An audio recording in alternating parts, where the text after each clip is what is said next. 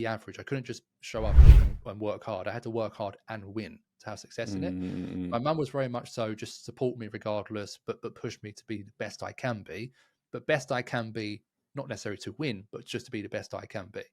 And that obviously bled in by seeing them and hearing them and saying those sort of things. But I think for me, it's just more a case of, you know, the reason that I will work hard is because of that.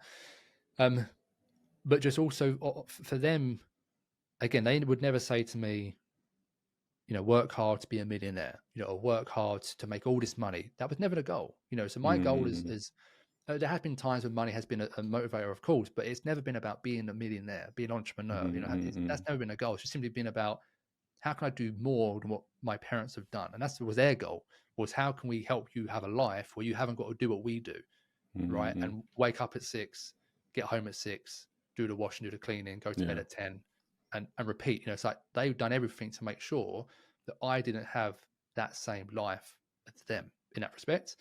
And that just come out in different ways, you know. And so that's why I am the way I am, is because of I actually think that mentality is important, like in whatever you do, because I think if you go into Instagram thinking like, oh, I'm just gonna be average, mediocre, or whatever it is, then you're not even gonna do that.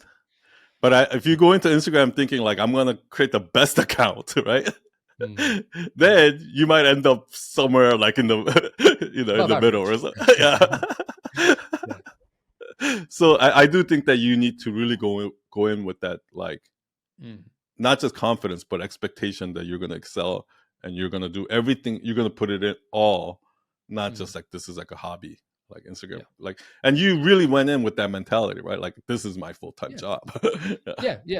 Again, and I think it wasn't a case of like how can I make money directly from it. Of course there was the intention of I'm going to leverage it in some way, but I knew I had to make that page as good as it can be to even have a chance to be able to leverage it.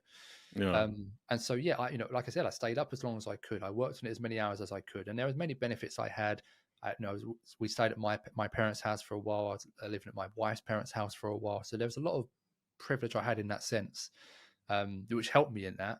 But again, I made that decision to walk away from an architecture job 3 months in, when most people would wait 3 years to even consider walking away from something. So it's like, well, I took a risk that most people weren't willing to take because I had a standard that I wasn't willing to accept anything less than. You know, so it's like there was a risk that I took, but I only done it because I knew I had that client that I worked hard to get. You know, so it's like there's privilege there in certain ways that helps with making certain decisions. You know, and so there's a lot of things that helped in that respect. But I have worked hard. I do work hard. And I think everyone needs to work harder than what they do, because what most people think is hard work is barely scratching the surface of what hard work is.